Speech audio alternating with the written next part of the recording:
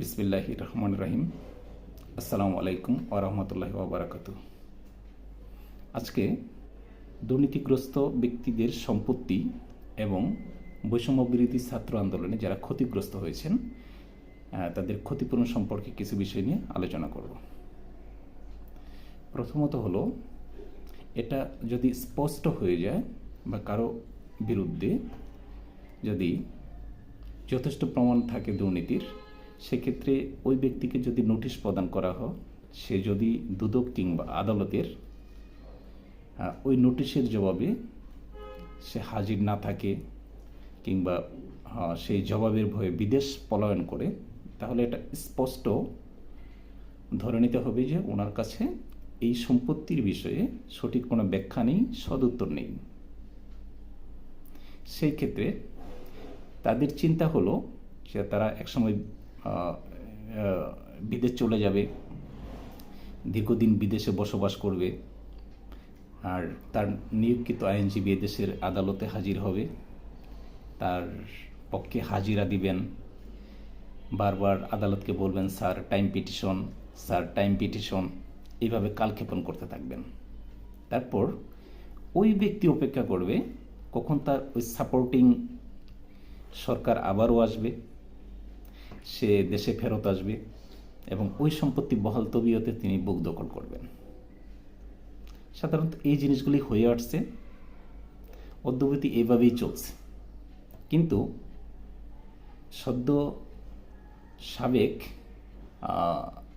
শেখ হাসিনা সরকারের পদত্যাগের পর অনেক কিছুই পরিবর্তন হয়ে গেছে। এখন পরিবর্তনের জোয়ার এসেছে। দেশের মানুষ এখন অনেক সচেতন, তারা সাদাকে সাদা বলতে শিখেছে, কালোকে কালো বলতে শিখেছে এবং তারা সাহস করে যাচ্ছে যে না, সত্যটাই আমরা বলবো। এই ক্ষেত্রে আমার কথা হলো, একজন দুর্নীতিপরায়ণ দীর্ঘদিন তার ক্ষমতার অপব্যবহার করে বিশাল সম্পত্তির মালিক হয়েছেন, পাহাড় সমান সম্পত্তি। অথচ এই বাংলাদেশেরই কিন্তু আরেকটা বিশাল অংশ যারা একবেলা যদি কাজ না করে, আজ যদি কাজ না করে, আগামীকাল কি খাবে সেই চিন্তায় তার রাতের বেলা ঘুম হয় না। কাজেই তারা শুধু দুর্নীতি করবে, আর এইভাবে তো চলতে দেওয়া যায় না। এই পরিবর্তিত সময়ে আমি মনে করি তাদের এই সম্পত্তিগুলো ক্রোক করা উচিত এবং সরকারের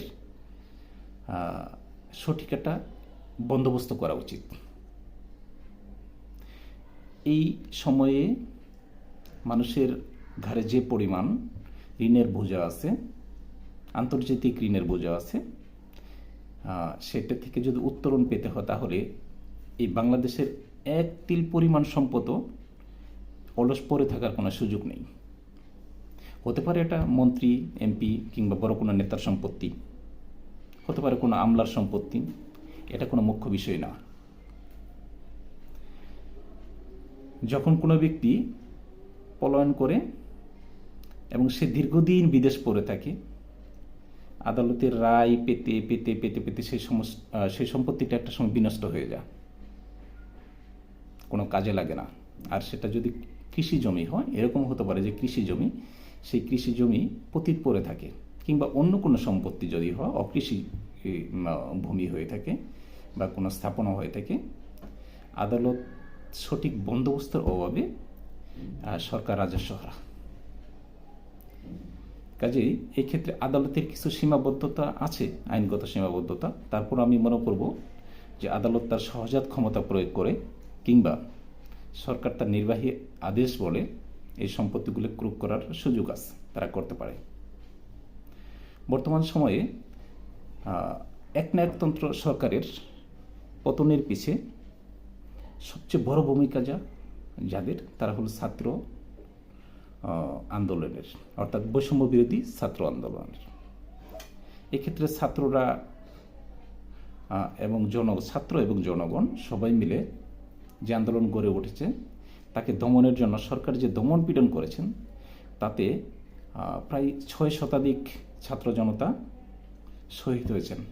আমি শহীদদের আত্মার মাগফিরাত কামনা করছি। এবং প্রায় 2 সহস্রাধিক ছাত্র জনতা পঙ্গুত্ব বরণ সহ গুরুতর আহত হয়েছে। এদের মধ্যে আছে শিশু থেকে অনেক বয়স্ক পর্যন্ত, আবার রিক্সাওয়ালা থেকে মাদ্রাসার ছাত্র পর্যন্ত আছে। তো এই নিহত এবং আহতদের আমি মনে করি যে খুব তাড়াতাড়ি সরকারের উচিত হলো ক্ষতিপূরণ সহ পুনর্বাসন করা উচিত। এই সরকার এই পুনর্বাসনের জন্য করতে পারেন কি, যারা নিহত হয়েছেন তাদেরকে তো জাতি আজীবন স্মরণ করবে, তাদের হাতে 1 কোটি টাকা দেওয়া হলো। যারা আহত হয়েছে তারা যেহেতু এখনো বেঁচে আছে, কিন্তু দীর্ঘদিন তাদের এই পঙ্গুত্ব বরণ নিয়ে বসবাস করতে হবে, বাঁচতে হবে, তাদের দুঃখটা আরও বেশি, তাদেরও জাতি মনে করবে। বাট তাদের যেহেতু বেঁচে থাকার জন্য অনেক সময় পার করতে হবে, কাজেই তাদেরকে 2 কোটি টাকা ক্ষতিপূরণ দেওয়া হোক। এই পরিমাণ, বা অন্য আদালত যদি মনে করে আরও বেশি দিবেন, বেশি দিতে পারেন, বাট এই পরিমাণ ক্ষতিপূরণ দেওয়ার জন্য বিশাল একটা ফান্ডিংয়ের দরকার। এই ফান্ডিংয়ের বিষয়ে আমি কিছু বলি, সেটা হলো এই ফান্ডিংয়ের জন্য সরকারকে এত চিন্তাভাবনা কিছু করা দরকার নেই, বা সরকারের কোষাগার থেকেও দেওয়ার দরকার নেই। এই ফান্ডিং ব্যবস্থা করার জন্য একজন দুর্নীতিবাজ আইজিপি, যিনি সাবেক আইজিপি বেনজির আহমেদের সম্পত্তি যথেষ্ট, তার সম্পত্তিটা ক্রোক করা হোক এবং সবার মাঝে বিলি করে দেওয়া হোক। আর তার জন্য কিছু আইনের বিষয় আছে, যে না আইনে বা দুদক আইনে বা অন্য আইনে হয়তো ক্রোক করার সুযোগ নাই, এই বিষয়গুলো যদি থেকে থাকে তাহলে আইন পরিবর্তন করা হোক। আইনের জন্য তো মানুষ না,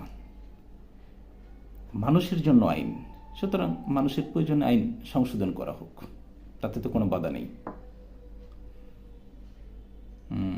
আজকের মতো এখানেই শেষ করছি, পরবর্তীতে হয়তো অন্য কোনো বিষয় নিয়ে আবারও আসবো ইনশাল্লাহ। সে পর্যন্ত ভালো থাকবেন, আল্লাহ হাফিজ।